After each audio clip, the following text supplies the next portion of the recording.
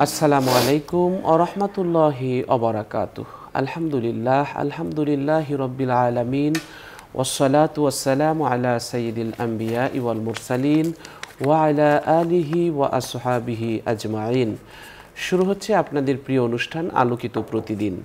যে যেখান থেকে দেখছেন সকলকে ধন্যবাদ।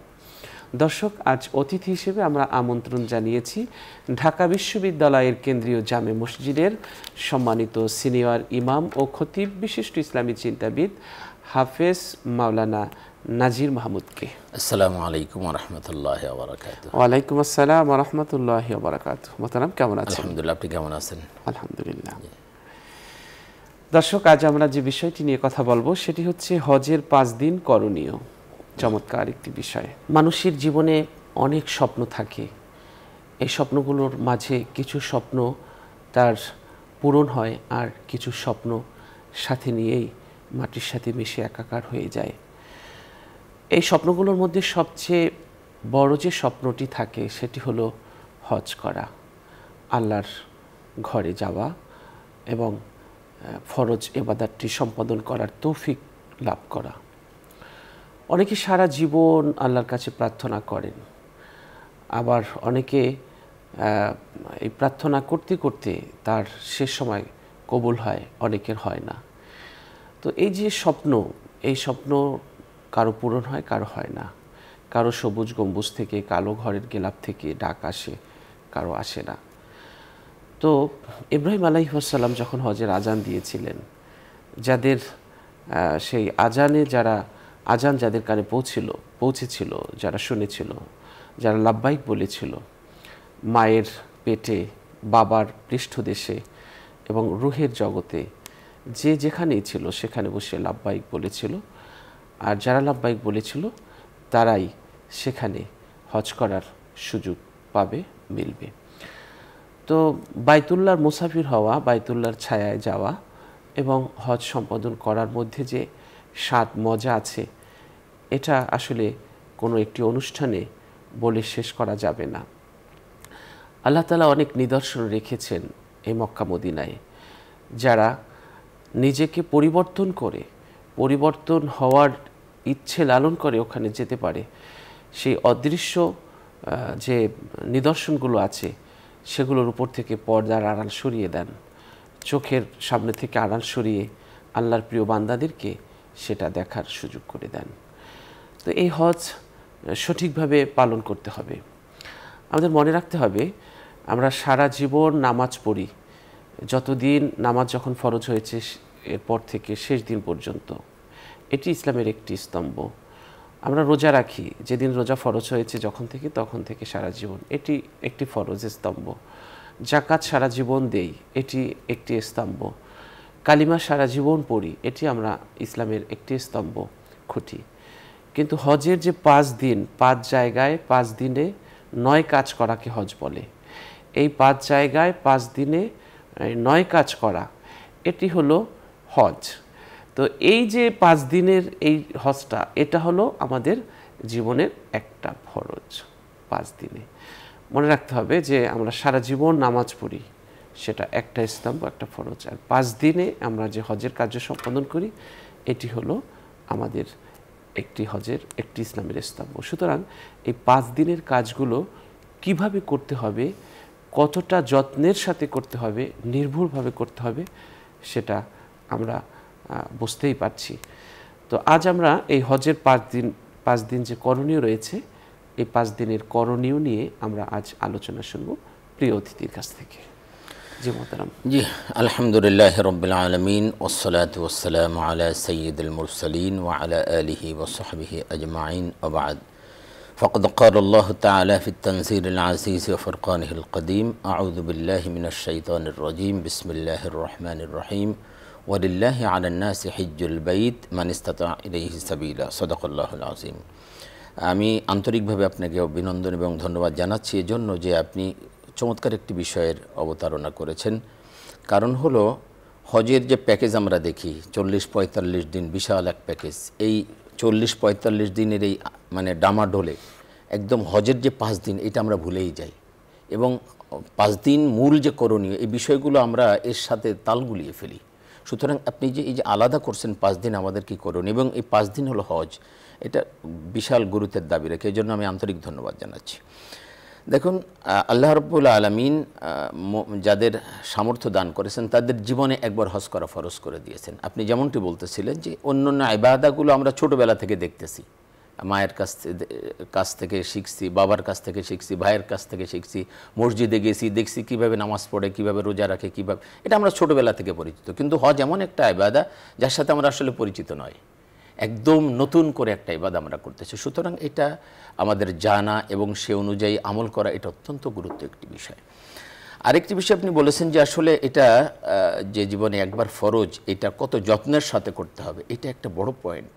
যে আসলে এই ইবাদার প্রতিদান কি, আল্লাহর হাবিব বলছেন যে আল হাজ্জুল মাবরুর লাইসা লাহু জাযাউন ইল্লাল জান্নাহ, হজের প্রতিদান হলো জান্নাত। এটা এমন একটা সফর, এমন একটা ইবাদত যার প্রতিদান হলো জান্নাত। আল্লাহ বলছেন মান হাজ্জারিল্লাহি ফালাম ইয়ারফুস ওয়ালাম ইয়াফসুক রাজাআ কায়াউমিন ওয়ালাদাতহু উম্মুহু, যে ব্যক্তি হজ করলো আল্লাহর জন্য, আল্লাহকে রাজি খুশি করার জন্য, এবং হজের মধ্যে কোনো অশ্লীল কাজ করলো না, গুনাহের কাজ করলো না, সে এমন অবস্থায় ফিরে আসবে যেন মা তাকে মাত্র জন্ম দিয়েছে। একজন মা সন্তানকে প্রসব করলে যেমন নিষ্পাপ থাকে, ওই মানুষটা এমন নিষ্পাপ হয়ে যায়। তাহলে কতটা গুরুত্বের দাবি রেখে এই হজ করা, এবং এটাকে কত যত্নের সাথে কত লালন করতে হবে সেটা আমরা এর থেকে বুঝতে পারি। এই জন্য হজটা আমাদের উপরে, যাদের উপর ফরজ হয়েছে তাদের করাটা তো অবশ্যই সৌভাগ্যের বিষয়। যেমনটা আপনি বলছেন, ইব্রাহিম আলাইহিস সালাম যখন দাওয়াত দিলেন তখন যে যেখানে ছিল সেখান থেকে লাব্বাইক বলেছে, যে রুহের জগতে ছিল, যে মায়ের উদরে ছিল, যে বাবার পৃষ্ঠ দেশে ছিল, সেখান থেকে লাব্বাইক বলেছে। এর দ্বারা বোঝা যায় যে আল্লাহ পাক মানে যাদেরকে হজে নিচ্ছেন তারা কতটা খুশনসিব, যে আল্লাহ রাব্বুল আলামিন সেই সময় থেকে তাদেরকে সিলেক্ট করে রেখেছেন। সেই সময় রুহের জগৎ থেকে তারা সিলেক্টেড যে তারা হজে যাবে, কারণ ওই সময় সে লাব্বাইক বলেছে। আল্লাহ একবার, বিশাল সৌভাগ্যের বিষয়। এখন এই সৌভাগ্যের সফরটা আমরা যদি না জানার কারণে এটা মানে বিপর্যস্ত হয়, তাহলে তো আসলে কষ্টের শেষ থাকবে না। এই জন্য আমাদের ভালো করে জানা এবং 5 দিন আমাদের কি করণীয় সে বিষয়গুলো যেন আমরা মাথায় রেখে হজ করতে পারি। দেখুন, বছরের সব দিন সমান নয়। কিছু দিনের ফজিলতের, কিছু দিনকে আল্লাহ পাক কিছু দিনের উপরে ফজিলত দান করেছেন, কিছু রাতকে আল্লাহ পাক কিছু রাতের উপরে ফজিলত দান করেছেন। রাতের মধ্যে সর্বোত্তম রাত হলো লাইলাতুল কদর, দিনের মধ্যে সর্বোত্তম দিন হলো আরাফার দিন, এটা আমরা জানি। তবে আমাদের সালাফ যারা ছিলেন, আকাবের যারা ছিলেন, তারা বলেছেন যে আল্লাহ 3টা দশককে খুব গুরুত্ব দিয়েছেন। এক হলো রমজানের শেষ দশক, আর একটা হলো জিলহজ মাসের প্রথম দশক, আর একটা হলো মুহররম মাসের প্রথম দশক। এই 3টা দশককে আল্লাহ পাক খুব গুরুত্ব দিয়েছেন এবং সালাফরা এটা খুব আমল করতেন এই 3টা দশকে। এই আমরা যদি দেখি হজের এই যে জিলহজ মাসের প্রথম দশক, এই প্রথম দশকের মধ্যে আবার এই 5টা দিন অত্যন্ত গুরুত্বপূর্ণ। আপনি জানেন আল্লাহ নবী সাল্লাল্লাহু আলাইহি সাল্লাম স্পষ্ট করে বলেছেন যে জিলহজ মাসের প্রথম দশকের এই আমল আল্লাহর কাছে এত প্রিয় যে এর চেয়ে প্রিয় আমল আর নাই। সাহাবার বললেন, ইয়া রাসূলুল্লাহ, যদি কেউ আল্লাহর রাস্তায় জিহাদ করে, তা বললেন না, জিহাদের চেয়ে এটা আল্লাহর কাছে বেশি প্রিয়। তবে এমন যদি হয় যে কেউ জিহাদ করতে যেয়ে নিজের মাল জান সব আল্লাহর রাস্তায় কোরবানি করে দিয়েছে, তার মর্যাদা আবার ভিন্ন। তাহলে বোঝা যাচ্ছে এই দশকের আমল আল্লাহর কাছে এত প্রিয় যে বছরের অন্য কোনো দশকের আমল বা অন্য কোনো সময়ের আমল এত প্রিয় নয়। সুতরাং এই দশকটাকেই আমাদেরকে গুরুত্ব দিতে হবে। বিশেষ করে আপনি যে হজের 5 দিনের কথা বললেন, হাজী সাহেবরা কি করবেন এটা আমরা জানি। হজ শুরু হয় আসলে জিলহজ মাসের 8 তারিখ থেকে। 8 তারিখ ফজরের পরে সকলে রওনা হয়ে যাবে মিনায়, ফজরের নামাজ পড়ে যার যার এহরামের কাপড় পরবে। এইখান থেকে হজ শুরু হলো, নতুন এহরামের কাপড় পরবে, হজের জন্য সে রওনা দিবে এখান থেকে, যার যে যেখানে আছে, যে বাইতুল্লাহতে আছে, যে যেখানে আছে সেখান থেকে এহরাম করে যার যার ঘরের থেকে এহরামের কাপড় পরে সে রওনা দিল। তো এটা হলো নিয়ম। এবার আপনার মিনায় যে জোহর, আসর, মাগরিব, এশা, পরের দিন ফজর, এই 5 ওয়াক্ত নামাজ সেখানে পড়ার কথা। কিন্তু আসলে এখন এখানে মোহতারাম যারা কিরান করবে তারা তো, কেরান যারা করবে, চমৎকার একটা কথা বলেছেন। কেরান হজ সর্বোত্তম হজ। আমরা জানি হজ 3 প্রকার, কেরান, ইফরাদ আর হলো তামাত্তু। আমাদের বাংলাদেশ থেকে যারা যায় সাধারণত তামাত্তু করে, আগে ওমরা করে, ওমরা করার পরে তারা হালাল হয়ে যায়, আবার হজের আগে ওই যে 7 তারিখে যখন যেতে হবে বা 8 তারিখে যেতে হবে, তখন তারা ঘর থেকে আবার এহরাম করে তারা হজে চলে যাচ্ছে। এটা একটা। তবে আপনি যেটা বলেছেন যারা কেরান করবে বা ইফরাদ করবে তারা বাংলাদেশ থেকেই এহরাম করে যাবে, তারা ওখান থেকে আর এহরাম করবে না। ইফরাদ যারা করবে, ইফরাদ মানে শুধু হজ, এর মধ্যে কোনো উমরা নাই, তাহলে সে বাংলাদেশ থেকেই কি করতেছে, অর্থাৎ ইয়ালামলাম পাহাড় অতিক্রম করার আগেই সে কি করবে, এহরাম করবে। এখন কেউ বিমানবন্দর থেকে করে, কেউ নিজের বাড়ি থেকে করে, করতে পারে, কেউ হজ ক্যাম্পে যেয়ে করবে, করতে পারে। এখান থেকে এহরাম করে সরাসরি সে রওনা দিবে। ইফরাত, তার আর উমরা নাই। ঠিক একইভাবে কেরান যে করবে সে একই নিয়তে, একই এহরামে ওমরার নিয়ত করবে এবং হজের নিয়ত করবে। ওমরা শেষ করে সে হালাল হবে না, সে ওই অবস্থায় থাকবে। এরপরে হজের সময় কেরান, হ্যাঁ, হজের সময় সে আবার ইসে চলে যাবে, মিনায় চলে যাবে। তো আপনি যেটা বলছিলেন যে যারা ইফরাত করলো বা কেরান করলো তাদের নতুন করে আর নিয়ত করতে হচ্ছে না, কিন্তু যারা তামাত্তু করেছে তারা নতুন করে আবার ইহরামের কাপড় পরে নিয়ত করে তারা মিনায় চলে যাবে। কিন্তু এখানে যারা কিরান করবে তাদের হলো হজের রওনা দেওয়ার আগে আর একবার তাওয়াফে কুদুম যেটা এটা করতে হবে। জি, আরেকটা বিষয় হলো যে মূলত মিনায় যাওয়ার নিয়ম হলো 8 তারিখে, কিন্তু এত বেশি মানুষ হয়ে গেছে যে সৌদি সরকার এর জন্য 7 তারিখের রাত থেকে নিয়ে নেয়। এর সমস্যা নেই, একটু আগে নিতে হচ্ছে, কারণ 8 তারিখ সকালে যদি রওনা দেয় সবাই ফজরের পরে, তাহলে 8 তারিখ জোহরের আগে সবাই পৌঁছাই পারবে না, অথচ জোহরের আগে এখানে পৌঁছানো এটা জরুরি। এই জন্য এই নিয়মটা করা হয়েছে। তো আমরা 7 তারিখে রাতে যাই অথবা 8 তারিখে রাতে যারাই যায় তারা সেখানে চলে গেলাম। যাওয়ার পরে ঠিক একইভাবে আপনাকে একটা দিন ওখানে অবস্থান করতে হচ্ছে এই মিনাতে থাকার পরে নিয়ম হলো 9 তারিখ অর্থাৎ আরাফার দিবস যেটি 9 তারিখ, এই দিন ফজরের পরে মিনা থেকে আরাফায় রওনা হয়ে যাবে। ফজরের নামাজ পড়বে, সেখানে নামাজ পড়ে তাকবীর বলবে, এইটা তাকবীরে তাশরিক বলা হয়, যেটা 9 তারিখ থেকে শুরু। আল্লাহু আকবার, আল্লাহু আকবার, লা ইলাহা ইল্লাল্লাহু, আল্লাহু আকবার, আল্লাহু আকবার, ওয়ালিল্লাহিল হামদ। 9 তারিখে এই ফজরের নামাজে পড়ে তাকবীর বলবে, এরপরে তারা মিনায় রওনা হয়ে যাবে, আরাফায় রওনা হয়ে যাবে। কিন্তু একই কারণে, অর্থাৎ এই হাজিদের অনেক গ্যাদারিং থাকার কারণে সৌদি সরকার 8 তারিখ রাতেই অনেককে আপনার আরাফায় নিয়ে যাচ্ছে। তো আমরা আরাফায় যদি চলে যাই, 8 তারিখ রাতে হোক, 9 তারিখ হোক, ফজরের পরে হোক, আমরা আরাফায় চলে গেলাম। আরাফায় অবস্থানটা মূলত সূর্য হেলে যাওয়ার পর থেকে মানে সূর্য অস্ত যাওয়া পর্যন্ত, এটা হলো এই সময়টায় থাকাটা তার জন্য ফরজ। এই সময়টায় যে কোনো সময়, এর মধ্যে যে কোনো সময় তাকে থাকতে হবে। এবং আপনি জানেন আল হাজ্জ ওয়াল আরাফা বলা হয়েছে, হজ মূলত হলো আরাফায় অবস্থান করা। কিন্তু মোহতারাম, সূর্য হেলে পড়া থেকে সূর্যাস্ত পর্যন্ত যে সময়টুকুর কথা আপনি বললেন, এই সময়টুকুই হলো দোয়া করার একটা মোক্ষম সময়। এবং এই সময়টায় দেখা যায় যে আরাফায় অবস্থান করা। জি, কিন্তু অনেক সময় দেখা যায় যে তারা এই সময়টাই গাড়ির জন্যে কেউ খুব হুড়হুড়ি করে, দৌড়দৌড়ি করে, এবং এমনকি দেখা যায় যে হুদুদের বাইরে চলে যায়। এটা চমৎকার একটা কথা বলেছেন যে এটা আমাদের সতর্ক থাকা দরকার। আসলে এই সময়টাই আপনি জানেন যে জোহর আর আসর একই আজান হবে, 2 ইকামতে এখানে নামাজ হয়। অর্থাৎ আরাফার ময়দানে মসজিদে নামেরা যেটা, সেখান থেকে হাজী সাহেব মানে যিনি খুতবা দিবেন, আমরা জানি খতিব সাহেব এখানে খুতবা দেন, এবং এই খুতবার সমস্ত বিশ্বের সমস্ত মানুষের জন্য একটা বড় রকম একটা দিক নির্দেশনা সেখানে থাকে। সারা মুসলমানদের দায়িত্ব, কর্তব্য, তাদের ঐক্য, তাদের ভ্রাতৃত্ব, সারা বিশ্বের মানুষের জন্য দোয়া করা, সব এখানে থাকে। সমস্ত পৃথিবীর মানুষের জন্য দোয়া করা, এই সব বিষয়গুলো এখানে থাকে। এটা শোনা এবং এটা অনুধাবন করা এবং সেই অনুযায়ী আমল করা। এরপরে আপনার জোহর আর আসর একই আজানে 2 ইকামতে নামাজ পড়বে। এরপরে আর কোনো ইবাদা নাই, ইবাদা হলো শুধু দোয়া করা। এবং আরাফার ময়দানে দোয়া এতটাই গুরুত্বপূর্ণ, কেউ যদি মনে করে যে আমি আরাফার ময়দানে দোয়া করলাম আর দোয়া কবুল হয় নাই, তাহলে কিন্তু তার গুনাহ হবে। অবশ্যই তার দোয়া কবুল হবে। আরাফার ময়দান এমন একটি ময়দান যেখানে দোয়া করলে অবশ্যই দোয়া কবুল হবে। সুতরাং কেউ যেন এটা মনে না করে যে আমার দোয়া কবুল হয় নাই, এরকম মনে করাটাও গুনাহের কাজ। সুতরাং আরাফার ময়দানে, এবং হাদিসে আসছে, আপনি জানেন হুজুর সাল্লাল্লাহু আলাইহি ওয়াসাল্লাম বলছেন যে আরাফার দিনে এত মানুষকে ক্ষমা করা হয় যে বছরের অন্য কোনো দিনে এত মানুষ ক্ষমা করা হয় না। এত মানুষকে আল্লাহ পাক এই দিনে ক্ষমা করে দেন। সুতরাং আরাফায় যারা থাকে তাদেরকে তো অবশ্যই ক্ষমা করেন। এক হাদিসে আসছে আল্লাহ রাব্বুল আলামিন ফেরেশতাদেরকে ডেকে বলেন, এই ফেরেশতারা দেখো এখানে কারা এসেছে, তারা কি আমাকে দেখেছে? বলে না। তাহলে বলে আপনার কথা শুনেছে, আপনার হাবিবের কাছে শুনেছে, কোরআন থেকে জেনেছে, তাই তারা তাদের সমস্ত কিছু বাড়িঘর, তাদের ব্যবসা বাণিজ্য, তাদের স্ত্রী পুত্র পরিজন সবাইকে পরিত্যাগ করে শুধু আপনার মহাব্বতে, আপনার ভালোবাসা উদ্বুদ্ধ হয়ে তারা এখানে ছুটে এসেছে। বললো তোমরা সাক্ষী থাকো, আমি সবাইকে ক্ষমা করে দেবো। বলবে ইয়া আল্লাহ, অমকে এই করে না, এই করে না, এই করে না, ওই দোষ ত্রুটি হয়েছে, সবাইকে আমি ক্ষমা করে দিলাম। আরাফার ময়দানটা হলো এমন, আল্লাহ পাক সবাইকে ক্ষমা করে দেবেন। তাহলে এখানে দোয়া করাটা, যে দোয়া করবে সেই দোয়া কবুল হবে। এই জন্য এখানে যে দোয়া করা, বেশি বেশি দোয়া করা। আপনি চমৎকার বলছিলেন যে আমরা যাওয়ার জন্য ব্যস্ত না হয়ে যাই, গাড়িতে উঠা নিয়ে একদম জোহরের পর থেকে ঠেলাঠালি শুরু, হুড়োহুড়ি শুরু হয়ে যায়, এটা যেন না হয়। বরং আমরা ধীরস্থিরভাবে একেবারে শান্ত চিত্তে, জীবনে আর ওইখানে যেতে পারবো কিনা তার তো কোনো গ্যারান্টি নেই। আল্লাহ পাক যখন এনেছেন, একটা কথা মনে রাখতে হবে যে যারা যাচ্ছেন তাদের চেয়ে অনেক বুদ্ধিমান, দুনিয়ার দিক থেকে অনেক শক্তিশালী, অনেক সম্পদশালী মানুষ জীবনেও সেখানে যাইতে পারে না, যাওয়ার সৌভাগ্য তাদের হয় না। আল্লাহ পাক যখন আপনাকে আমাকে সেখানে যাওয়ার তৌফিক দিলেন, তাহলে বুঝতে হবে যে এর মধ্যে নিশ্চয়ই কোনো কল্যাণ আছে। আল্লাহ পাক অনেক ভালোবেসেছেন, আল্লাহ পাক পছন্দ করেছেন, আল্লাহ পাক আমাকে ভালোবেসেছেন বেদে এখানে নিয়ে এসেছেন। সুতরাং আমাকেও সেই ভালোবাসার প্রতিদানটা সেভাবে দেওয়া দরকার।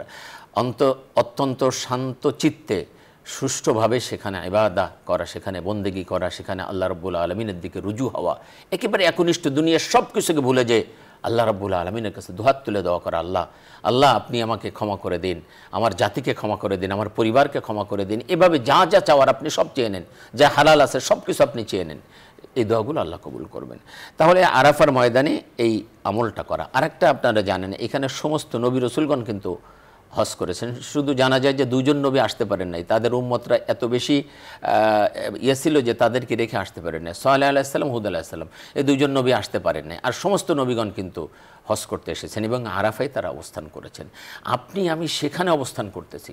সমস্ত নবীগণ, ওলিগণ, আল্লাহর মানে প্রিয় বান্দাগণ, সাহাবাগান, বিশ্বনবী সাল্লাল্লাহু আলাইহি সাল্লাম সহ সমস্ত সাহাবাগণ সেখানে থেকেছেন, তারা দোয়া করেছেন। সুতরাং সেই জায়গাটায় আল্লাহ পাক আপনাকে নিয়েছেন, যাওয়ার সুযোগ করে দিয়েছেন, আপনার অনেক বড় সৌভাগ্য। এই জন্য বেশি বেশি দোয়া করা, যে দোয়াটি সমস্ত নবীগণ করেছেন। আল্লাহ হাবিব সাল্লাল্লাহু আলাইহি ওয়াসাল্লাম বলেছেন, লা ইলাহা ইল্লাল্লাহু ওয়াহদাহু লা শারীকা লাহু লাহুল মুলকু ওয়া লাহুল হামদু ওয়া হুয়া আলা কুল্লি শাইইন কাদির। এই তাসবিহটা, এই তাকবীরটা, এই স্লোগানটা আরাফার ময়দানে বেশি বেশি দেওয়া, অর্থাৎ আল্লাহ রাব্বুল আলামিনের একত্ববাদের সাক্ষ্য দেওয়া, আল্লাহ রাব্বুল আলামিনের একত্ববাদের স্লোগান দেওয়া। এখানে এটা সবচেয়ে বড় ইবাদত। লা ইলাহা ইল্লা, আর কোনো ইবাদত নাই, কিন্তু এখানে কোনো ইবাদতের কথা বলা হয় নাই। শুধু জোহর আসর এক সাথে পড়বেন, পড়ে মাগরিব পর্যন্ত, আর কোনো সূর্য অস্ত যাওয়া পর্যন্ত কিন্তু আর কোনো ইবাদত নাই। ইবাদত হলো আপনার ব্যক্তিগতভাবে আপনি তাকবীর বলবেন, আপনি দোয়া করবেন, আপনার মনের আকুতি মিশিয়ে, মনের মাধুরী মিশিয়ে যা যা চাওয়ার আল্লাহর কাছ থেকে চেয়ে নেবেন। এটা হলো আরাফা, এটা হলো আরাফার ময়দান।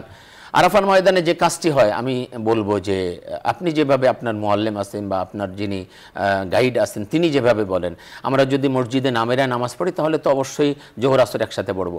তাঁবুতে যখন নামাজ পড়ি এটা নিয়ে কিছু বিষয় ঝামেলা হয়। এক হলো কেউ বলছেন যে তাঁবুতে যেহেতু নামাজ পড়ি সেহেতু আমরা জোহর আসর একসাথে পড়বো না, আমরা আলাদা পড়বো। কেউ বলছেন একসাথে পড়বো। এটা নিয়ে প্রতি বছর আমি দেখি ঝগড়া হয়, প্রতি বছর। তো কেউ যদি বলে যে আমরা একসাথে পড়বো, তাদেরকে সেভাবে পড়তে দেন। আর কেউ যদি বলে না আমরা আলাদা পড়বো, আমরা জোহরের সময় জোহর পড়বো, আসরের সময় আসর পড়বো, তাদেরকেও সেভাবে পড়তে দেন। আমি এক বছর এটা দেখলাম যে আমার পাশের যে তাঁবুতে, সেখানে এটা নিয়ে অলরেডি মারামারির উপক্রম হয়ে গেছে। তখন আমি তাদেরকে বললাম যে ভাই, আপনারা যদি কেউ একসাথে পড়তে চান জোহর আসর তাও পড়েন, সমস্যা নেই। আপনারা যদি কেউ আলাদা আলাদা পড়তে চান তাও পড়েন, এটারও দলিল আছে, ওইটারও দলিল আছে, এটারও দলিল আছে। আপনারা যেভাবে পারেন সেটা পড়েন, এটা জায়েজ আছে। কিন্তু আপনারা যেটা করতেছেন এটা হারাম, আপনারা যেটা করতেছেন এটা হলো হারাম।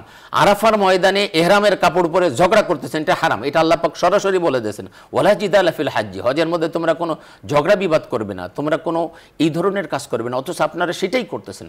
আরাফার ময়দানে বসে আপনারা একে অপরকে ঝগড়া করতেছেন। আমরা দিনই ভাই, সবাইকে আল্লাহ পাক মেহমান হিসাবে এখানে নিয়ে এসেছেন, সবাই আল্লাহর মেহমান, আর আমরা ঝগড়া করতেছি। তো এরপরে মোটামুটি তারা ঝগড়া থেমে গেলে, এই যে ঝগড়াটা এটা যেন আমরা না করি, খবরদার। আমি বিতর্কে যাচ্ছি না যে আপনি দুই ওয়াক্ত একসাথে পড়বেন কেন, আলাদা পড়বেন কেন, এটা ভিন্ন বিষয়, এটা আমরা এখানে আলোচনা আনতে চাচ্ছি না। তাহলে আমি বলবো যে আপনি যেভাবে আপনার মুআল্লিম যেভাবে বলে আপনি সেভাবে করেন, কোনো সমস্যা নেই, আদায় হয়ে যাবে। তবে এই কাজটি করবেন না, ঝগড়া বিবাদ করবেন না। অনেকে আবেগে আপ্লুত হয়ে কি করে, গাছের ডাল ভেঙে, ওইখানে অনেক নিম গাছ আছে দেখবেন, এই গাছের ডাল ভেঙে মেসওয়াক করে, মেসাক করে নামাজ পড়লে 70 গুণ সওয়াব বেশি। এই ডাল ভেঙে মেসওয়াক করে নামাজ পড়ে, এই ডাল ভাঙা কিন্তু নিষেধ। ইহরাম অবস্থায়, হ্যাঁ, ইহরাম অবস্থায় পাতাও ছেড়া যাবে না, বিনা কারণে পাতাও ছেড়া যাবে না, ডাল ভাঙা যাবে না, এটা নিষেধ, হারাম। অথচ এই কাজটি করে বসে, এটা যেন আমরা না করি। মানে এই ধরনের সমস্ত কাজগুলো। আর একটা বিষয় আছে, আমি দেখছি শুধু বাঙালি না, অনেকে এটা করে, আপনি জানেন বিশাল বিশাল লরি ভরে ভরে জুস আসতেছে, খাবার আসতেছে, তো এইটা নেওয়ার জন্য ব্যস্ত হয়ে যায়, পাগলের মতো হয়ে যায়। ওইটা কে কত বেশি আনতে পারে এটা নিয়ে মানে প্রতিযোগিতা শুরু হয়ে যায়। এটা শেষ পর্যন্ত কি করে জানেন? আপনি তো জানেন প্রতি বছর আল্লাহ পাক আপনার যাওয়ার সুযোগ দেয়। এটা হলো যে এত বেশি আনে যে শেষে আর নিতে পারে না, ওই তাঁবুর মধ্যে ফেলে রেখে চলে আসে। তাহলে লাভটা হলো কি? আপনি খাইতেও পারতেছেন না, আনতেও পারতেছেন না। আবার অনেকে ব্যাগের মধ্যে করে আনার পরে হাঁটতে হাঁটতে হাঁটতে হাঁটতে ওই সারা রাস্তায় ফেলতে ফেলতে আসে। ওই যত রাস্তা হাঁটে তত ওইটা ওজন বেড়ে যায়, তখন আস্তে আস্তে ফেলতে ফেলতে আসে। তো এই কাজটা যেন আমরা না করি। আমরা ওখানে গেছি শুধুমাত্র ইবাদত করার জন্য, শুধুমাত্র আল্লাহকে রাজি খুশি করার জন্য। সেই দিকে আমাদের নজর দেওয়া দরকার যে কীভাবে আল্লাহ পাক আমাদের উপর রাজি খুশি হবেন, সেই বিষয়টা আমাদের মাথায় নেওয়া দরকার।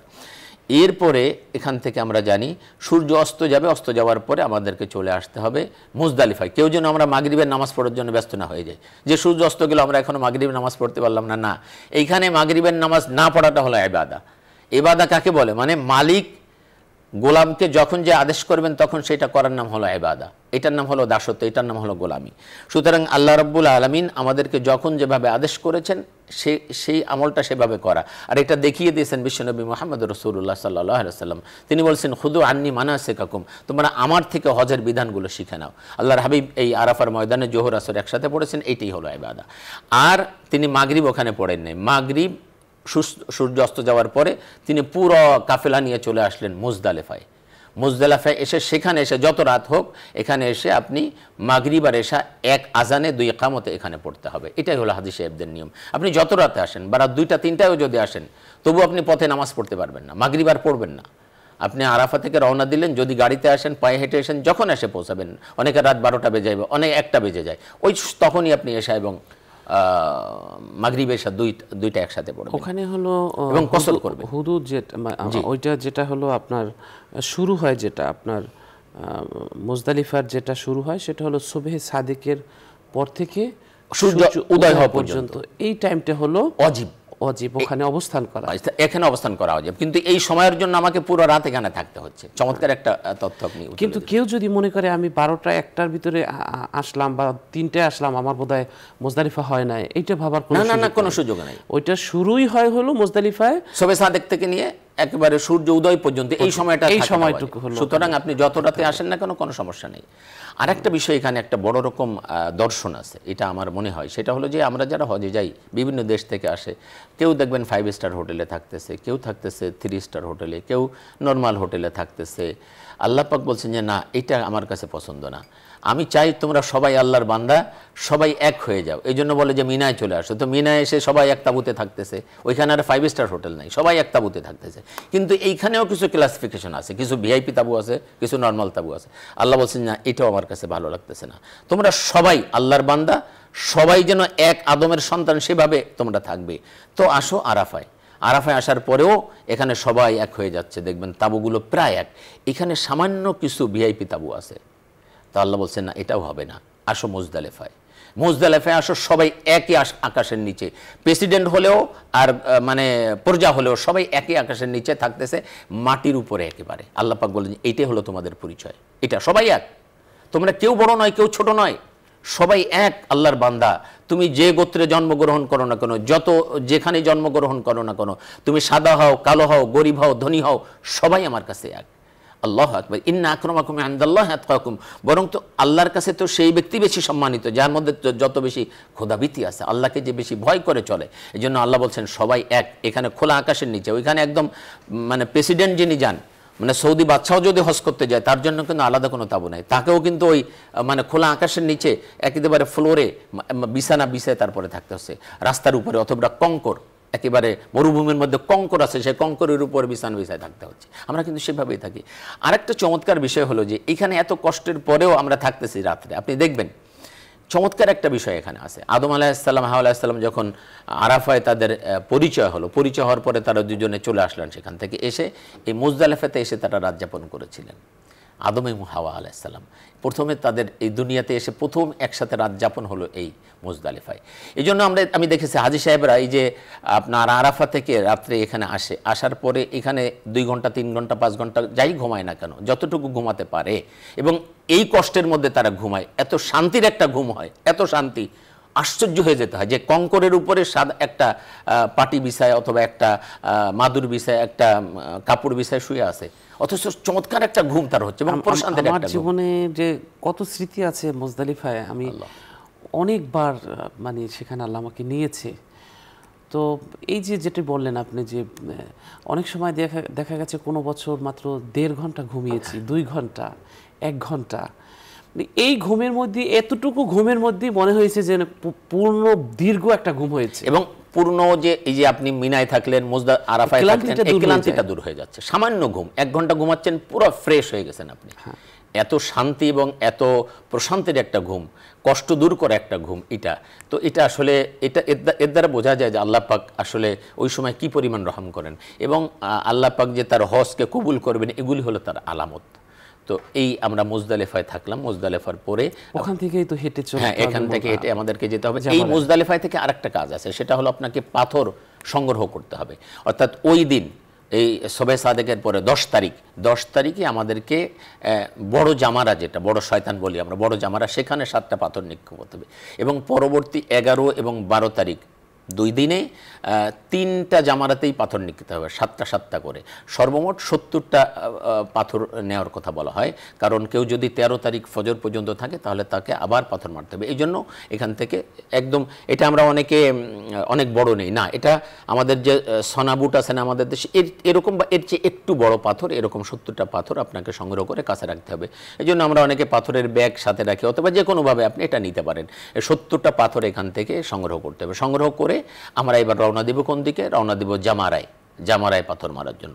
তো জামারায় পাথর মারার জন্য যাওয়ার পথে অনেকে আমরা তাঁবুতে যাই, কারণ মিনা অতিক্রম করে, মিনার তাঁবুগুলো অতিক্রম করেই কিন্তু জামারায় যেতে হবে।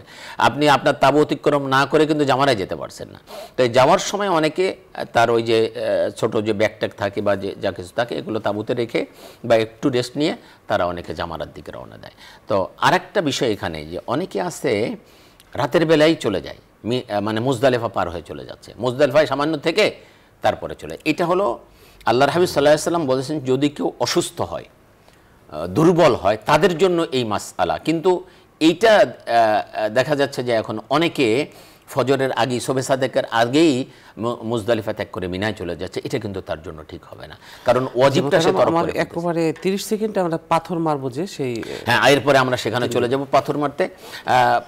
পাথর মেরে আমরা চলে যাব কোরবানির জন্য। কোরবানি হয়ে গেল, কোরবানি হয়ে যাওয়ার পরে মাথা হালাল করে ফেলতে হবে। অর্থাৎ কেউ পুরো মাথার চুল ফেলে দিতে পারে, অথবা সামান্য চুল কাটতে পারে। মহিলাদের জন্য চুলের অগ্রভাগের সামান্য কাটতে হবে, এটা ওয়াজিব।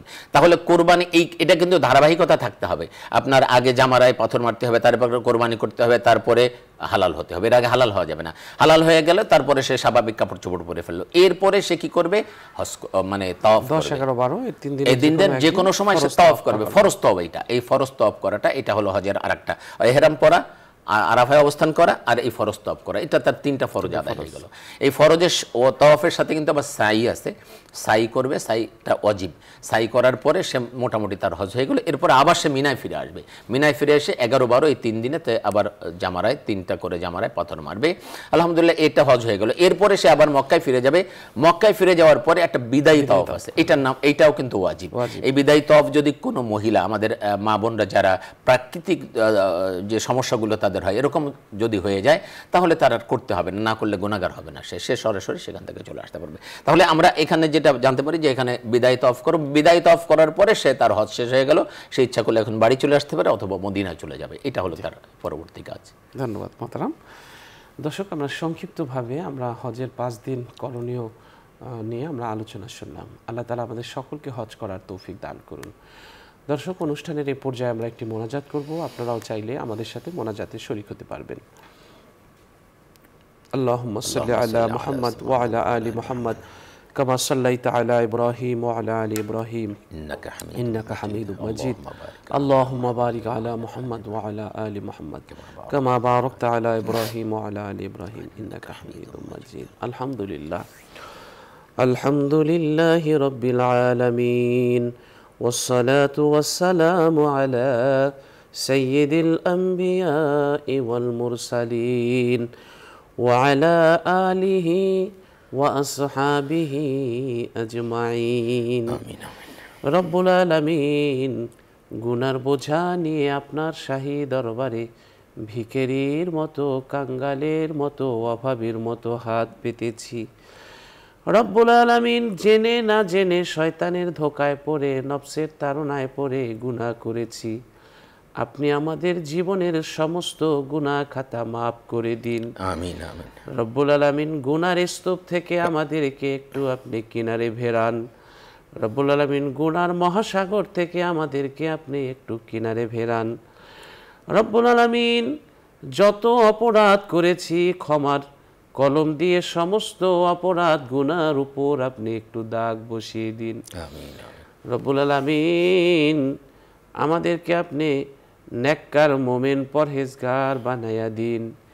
রব্বুল আলামিন আমাদেরকে মুমিন মুত্তাকি হওয়ার গুণ অর্জন করার তৌফিক দান করে দিন। আমিন আমিন আমিন। জীবনের সকল অঙ্গন থেকে অভাব, অভিযোগ, সীমাবদ্ধতা আপনি দূর করে দিন। আমিন। রব্বুল আলামিন বিপদ আপদের তীব্রতা আপনি ভেঙে দিন। আসমান এবং জমিনের সমস্ত বরকতের দরজা আমাদের জন্য আপনি খুলে দিন। রব্বুল আলামিন আপনি আমাদেরকে হায়াতে বরকত দিন, রিজিকে বরকত দিন, সম্মানে বরকত দিন, আমাদের সব কিছুতে আপনি বরকত নসিব করে দিন। আমিন আমিন। রব্বুল আলামিন আপনার শুকরিয়া আদায় করার তৌফিক দান করুন, কৃতজ্ঞ বান্দা হওয়ার তৌফিক দান করুন। রব্বুল আলামিন কান্নাওয়ালা দুটো চোখ দান করুন। আপনার ভয়ে, আপনার প্রেমে বারবার যেন চোখের পানি ঝরাতে পারি সেই তৌফিক আপনি আমাদেরকে নসিব করুন। আমিন আমিন আমিন। রব্বুল আলামিন আপনার কাছে ফরিয়াদ করছি, কাছে দূরে যে যেখান থেকে আমাদের সাথে হাত পেতেছে, এদের মধ্যে জানি না কার জনম দুঃখিনী মা চলে গেছে অন্ধকার কবরে, জানি না কার বাবা চলে গেছে অন্ধকার কবরে, মা নেই যার গৃহে, গৃহ অরণ্য তার, দেখিলে মায়ের মুখ মুছে যায় সব দুঃখ। রব্বুল আলামিন অনেকে আছে 30 বছর হয়ে গেছে মাকে মা বলে একটা ডাক দিতে পারে না, 20 বছর হয়ে গেছে মাকে মা বলে ডাকতে পারে না, মা চলে গেছে, বাবা চলে গেছে। রব্বুল আলামিন কোথাও দিয়া বাড়িতে আসতে রাত হয়ে গেলে বাড়িতে এসে দেখতাম সবাই ঘুমিয়ে পড়েছে, মা দুঃখিনী এখনো ঘুমায়নি। যদি বলতাম মা গো সবাই তো ঘুমিয়ে পড়েছে, তুমি কেন জেগে আছো? মা বলতো বাবা তুই বাইরে থাকলে কেন যেন আমার বিছানায় ঘুম আসে না। কোথাও দিয়া বাড়িতে আসলে সবাই তাকাতো ব্যাগের দিকে, কার জন্য কি আনা হয়েছে, কিন্তু মা দুঃখিনী কোনোদিন ব্যাগের দিকে তাকাতো না। মা তাকাতো মুখের দিকে, বাবা তাকাতো মুখের দিকে, আর বলতো বাবা তোর মুখটা শুকিয়ে গেছো কেন বাবা, কখন খেয়েছো তুই বল।